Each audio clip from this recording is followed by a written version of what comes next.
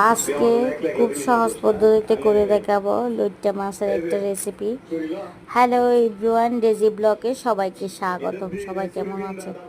আশা করি সবাই ভালো আছেন। আমরা অনেক অনেক ভালো আছি। নতুন একটা রেসিপি নিয়ে চলে আসছি।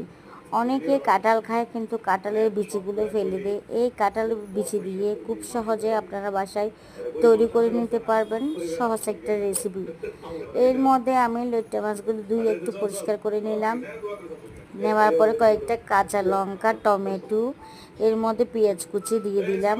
লইট্টা মাছের সবসময় জালটা বেশি দেওয়া হয়, কারণ জাল বেশি দিলে ভালো লাগে, সে কারণে দিয়ে দিলাম সরিষার তেল, কাশ্মীরি মরিচের গুঁড়া, হলুদের গুঁড়া, ধনের গুঁড়া, জিরার গুঁড়া, মিক্স মশলা, ম্যাগি মশলা। এদিকে দিয়ে দিলাম সরিষা বাটা, এটা আমি রেডিমেড কিনে নিয়েছি। স্বাদ মতো লবণ দিয়ে হাত দিয়ে একটু মেখে নিব ভালো করে। এভাবে হাত দিয়ে মেখে নেবার পরে অল্প পানি দিয়ে বসিয়ে দিব চুলার উপর।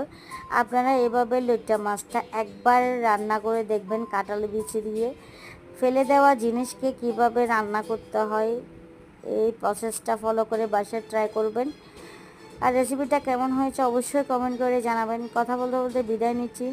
সুস্থ থাকবেন, ভালো থাকবেন। সবাইকে নমস্কার, বাই বাই।